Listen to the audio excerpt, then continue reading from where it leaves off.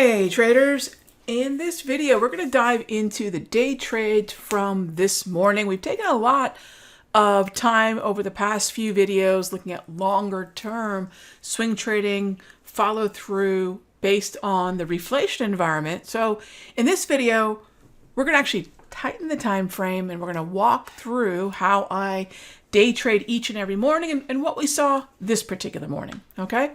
And so I'm going to start this off with a little bit of a glimpse of what I do for members. And you're getting a look at today's notes, just a small bit of today's notes. And of course, we kick off the day at 9 a.m. with the charts and coffee show. And then I go on into the futures room or the sector secrets mastery. But nonetheless, we've been talking a lot about the sort of garden lady story that John tells quite often, and it's a fantastic story.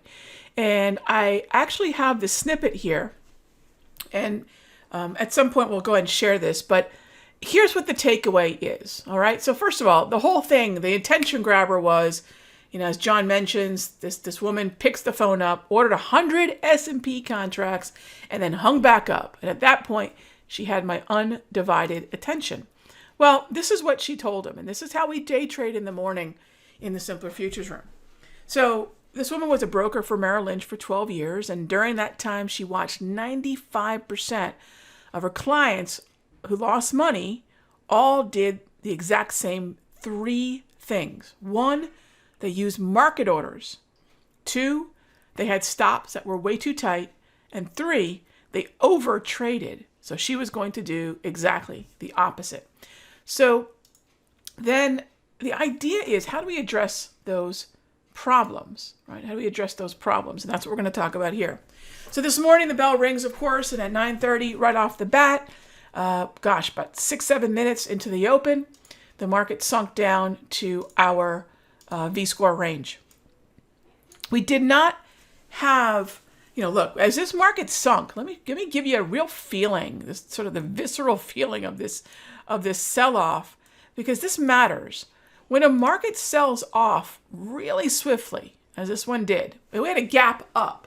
So we're already expecting some fades in the first 1 to 3 minutes to stack up and send the market lower. That's just the way that a gap through both the close and the high of the previous session tend to act. So this movement lower was not surprising, but it really accelerated. You can see this candle here, candle here, candle here, big moves to the downside. We knew that we were at a level we wanted to buy. That's our V-score low. And so what we did is say, look, is this market getting news that we're going to hear in 3 or 4 minutes is something catastrophic? Or is this just the way in which the market's fading the gap higher? So what we did is we waited for two simple little candles. And that was this candle and this candle. And what that did is showed us, by way of one of the simplest patterns out there, an inside candle or a harami, whatever you want to call them, it's pretty much the same thing. It showed us the market was pausing.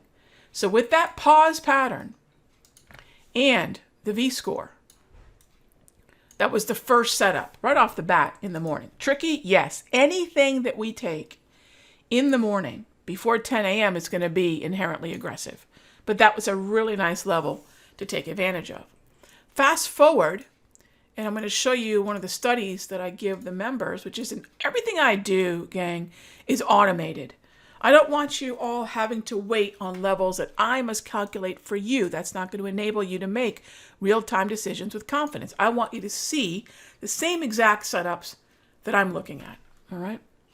And so what we have then, again, keeping in mind this garden lady mindset, waiting for your pitch, that was pitch number one. Pitch number two came just a little bit later.